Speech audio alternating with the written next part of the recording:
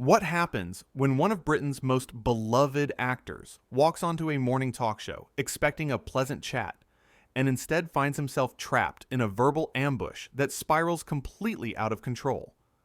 It only took 39 seconds of Lorraine Kelly making one shockingly personal comment for the entire interview to explode into what would become one of the most uncomfortable moments in daytime television history. Hugh Grant settled into the bright orange sofa, the studio lights warm against his face as the audience applause died down. He'd done 1,000 interviews, just like this one. Promotional tour, new film, charming banter, everyone goes home happy. Simple. Or so he thought. Lorraine Kelly sat across from him, flanked by her regular panelists, entertainment correspondent Sarah Chen, and showbiz editor Marcus Webb.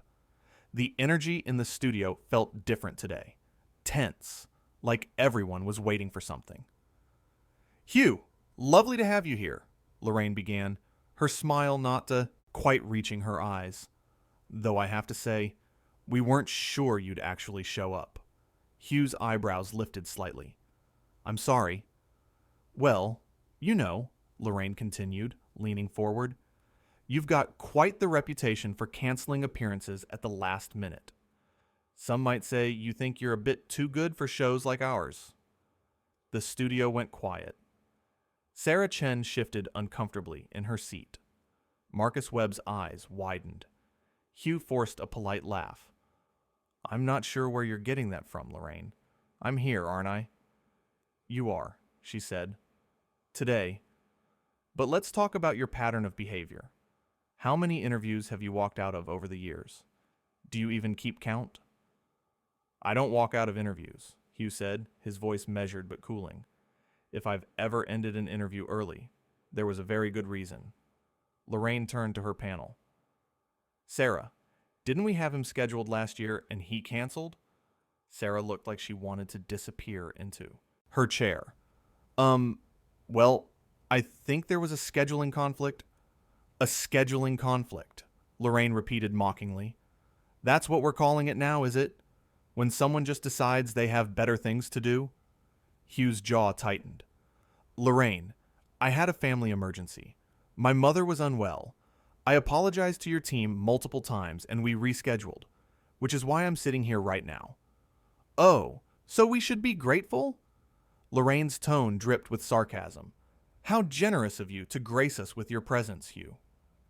The audience was deadly silent. This wasn't the playful banter they'd expected.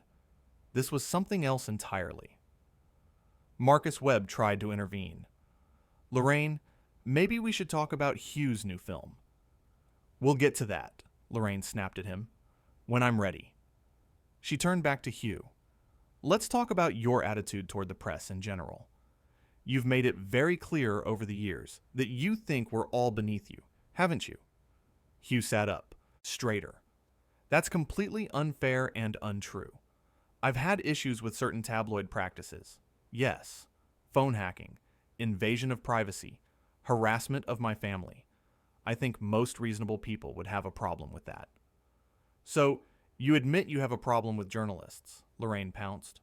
"I have a problem with illegal activity," Hugh corrected, his voice sharp now. "There's a rather significant difference." "Is there, though?" Lorraine pressed. "Or is this just your way of controlling the narrative? Of only doing interviews where people will fawn all over you and ask nice, safe questions?"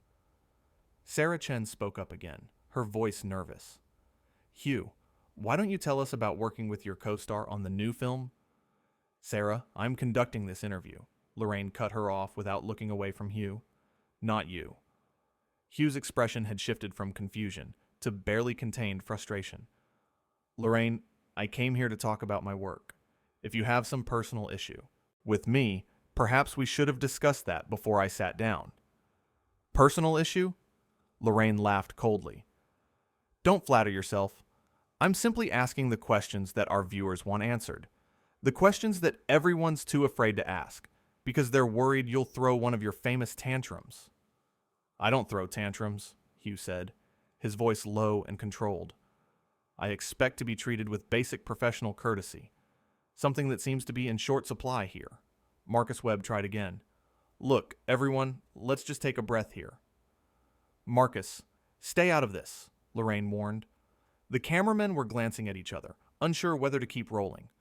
The floor manager stood frozen, hand halfway to his earpiece. Lorraine continued her assault. You know what I think, Hugh? I think you've spent so long playing the charming, bumbling Englishman that you've forgotten what it's like to be a real person. You float through life expecting everyone to adore you, and the moment someone challenges you, you can't handle it. Hugh's hands gripped the arms of the sofa. That is an incredibly presumptuous thing to say about someone you don't know. Oh, but I do know you, Lorraine insisted. Everyone knows you. We've watched you for decades. The self-deprecating act, the stuttering, the aw shucks routine. It's tired, Hugh. We're tired of it. Then why did you invite me on your show? Hugh asked pointedly. Because our viewers deserve to see the real you, Lorraine said. The one who looks down on morning television. The one who thinks he's too sophisticated for programs like this. Sarah Chen made one more attempt to salvage the situation. Hugh's new film is actually a really interesting departure from his usual roles. No one asked you, Sarah, Lorraine snapped viciously. If I want your opinion, I'll tell you what it is. Sarah's face flushed red. She looked down at her notes, blinking rapidly. Hugh noticed. His expression hardened. There's absolutely no need to speak to her like that. I'll speak to my staff however I like, Lorraine retorted. This is my show. That doesn't give you the right to humiliate people, Hugh said, his voice rising slightly. She was trying to do her job. Her job is to sit there and contribute when I ask her to contribute, Lorraine shot back. Just like your job was to come here and answer my questions. But you can't even do that without getting defensive, can you? Hugh took a slow breath, clearly trying to maintain his composure. I've answered every question you've asked. What I haven't done is sit here and accept false characterizations of who I am. False characterizations? Lorraine's voice went up an octave. You're the one who's built an entire career on false characterizations. Playing the lovable rogue, the awkward romantic lead. It's all an act, isn't it? Acting is literally my profession, Hugh said, a hint of incredulity in his voice. Yes, I play. Characters. That's what actors do.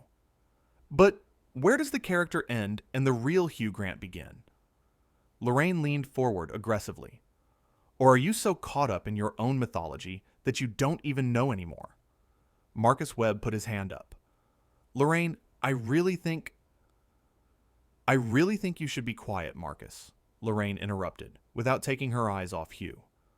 Unless you want to be looking for a new job tomorrow. The threat hung in the air. Marcus went pale and silent. Hugh watched this exchange with growing disgust. You're actually threatening your colleagues on air, in front of everyone. I'm managing my team, Lorraine said dismissively. Something else you wouldn't understand, given that you only care about yourself. I care about people being treated with basic human decency, Hugh countered, which seems to be a foreign concept to you. Basic human decency? Lorraine laughed harshly. That's rich coming from someone who's spent years complaining about the media while simultaneously using it to promote your films. You can't have it both ways, Hugh. I'm not trying to have it both ways, Hugh said, his patience visibly fraying. I'm trying to have a conversation that doesn't involve being attacked from the moment I sit down. No one's attacking you, Lorraine said with faux innocence. I'm simply being honest. Maybe you're just not used to people being honest with you. Maybe everyone around you spends so much time telling you how wonderful you are that you can't cope when someone tells you the truth. The truth? Hugh repeated. You wouldn't know the truth if it sat down on this sofa next to you. You've spent the last 10 minutes making things up, putting words in my mouth, and bullying your own staff. I am not a bully, Lorraine said, her voice going cold and hard. Really? Hugh looked at Sarah and Marcus. Because they both look absolutely terrified of you. Sarah kept her eyes down. Marcus stared straight ahead, his face expressionless. Lorraine's smile was like ice. They respect me. There's a difference. Respect is earned, Hugh said quietly. Fear is imposed. And what I'm seeing here is fear. How dare you, Lorraine hissed. You come onto my show that I've built over years, and you have the audacity to tell me how I run things. I'm not telling you how to run things, Hugh said. I'm telling you that what you're doing right now is wrong. The way you're treating people is wrong. Lorraine stood up abruptly. You know what? I've had enough of your sanctimonious lectures. You sit there in your expensive suit, with your expensive life, and you think you can judge me? Hugh remained seated, looking up at her. I'm not judging your life, Lorraine. I'm judging your behavior in this moment. Get out, Lorraine said suddenly. The studio froze. Even the cameras seemed to stop moving. I'm sorry, Hugh said. Get out! Lorraine pointed toward the exit. Get off my show. Get out of my studio. I don't want you here. Hugh sat very still for a moment. Then he looked at the audience, at the cameras, at Sarah and Marcus, who were both staring at the floor. When he spoke, his voice was calm, but carried clearly through the silent studio. I'm happy to leave.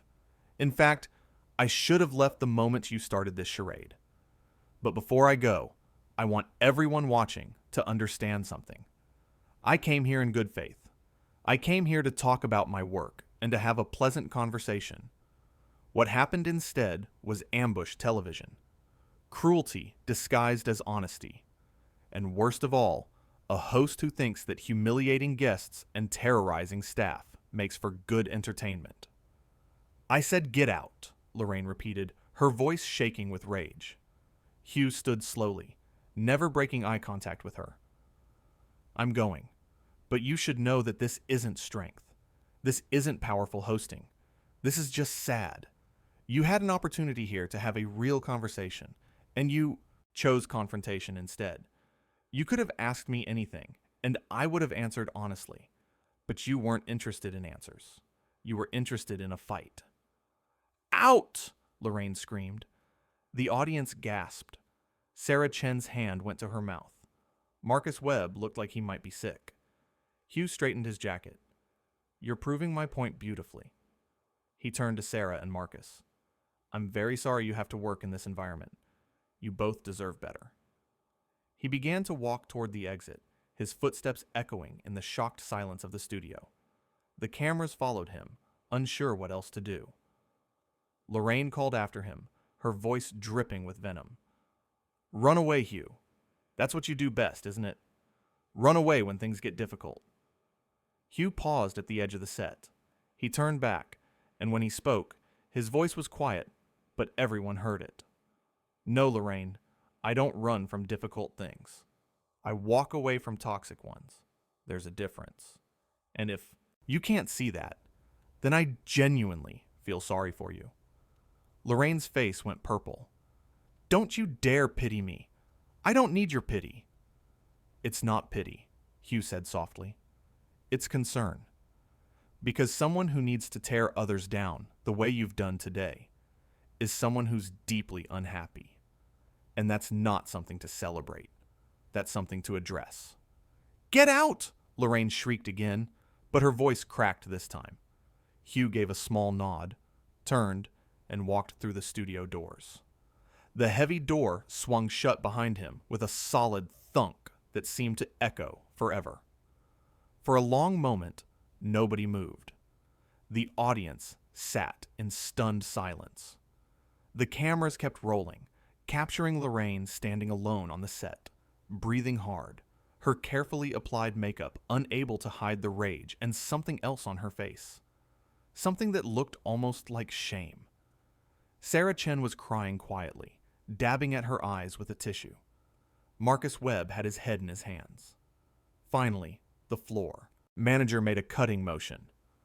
And we're going to commercial, he said weakly, though his voice wasn't being broadcast. Lorraine suddenly seemed to remember where she was. She looked at the audience, at her panelists, at the cameras. Well, she said, trying to inject some lightness into her tone and failing miserably. I suppose we know what Hugh Grant is really like now, don't we? But nobody laughed. Nobody applauded. The audience just stared at her with a mixture of shock and disapproval. One of the cameramen slowly shook his head. In the control room, the director was already on the phone, his face ashen. The producers were gathering, their expressions grim. On the monitors, they could see everything. The whole disaster. Every word. Every threat. Every moment of cruelty.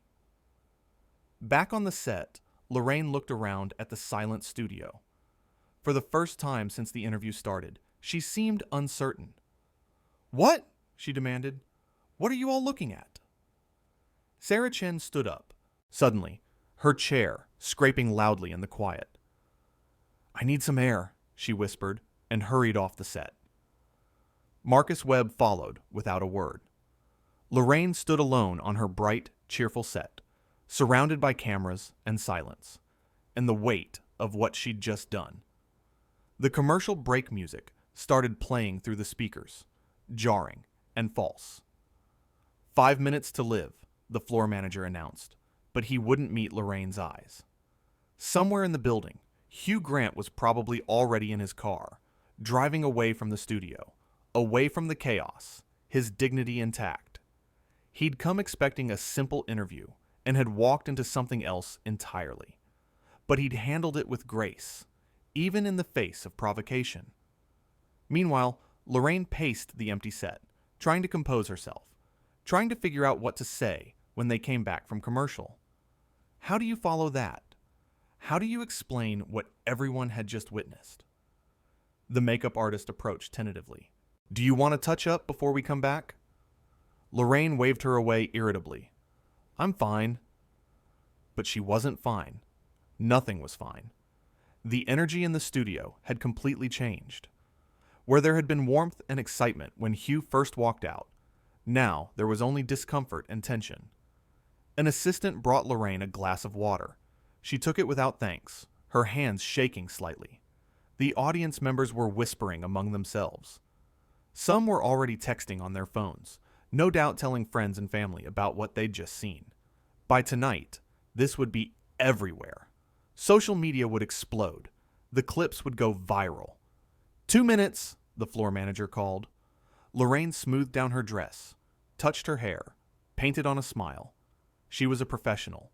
She'd been doing this for years. She could salvage this. She could spin it. But as she looked at her abandoned panelists' chairs, at the sofa where Hugh had sat just minutes ago, at the faces in the audience who were no longer looking at her with admiration, she felt something shift. Something fundamental. 1 minute. She took her seat. The cameras moved back into position. The lights brightened. 30 seconds. Lorraine took a deep breath. She could do this. She could make them understand. She could make them see that she was right, that Hugh was the problem, that she was just being honest and direct but even as she tried to convince herself, she knew. Deep down, she knew. She'd crossed a line, multiple lines, and everyone had seen it. 10 seconds. The countdown began. 9, 8, 7. Lorraine's smile felt like a mask. 6, 5, 4. This was supposed to be a normal morning show. 3, 2. How had it gone so wrong? 1. "And we're back," the floor manager said quietly. The red light on the camera came on. Lorraine looked directly into it, into the homes of thousands of viewers, and tried to find words that would make sense of the senseless. But Hugh Grant's final words echoed in her mind. "Someone who needs to tear others down the way you've done today is someone who's deeply unhappy." She opened her mouth to speak, to defend herself, to explain. The studio waited. The camera recorded. And somewhere, far from that bright, artificial set, Hugh Grant was already moving on, the interview behind him, his conscience clear.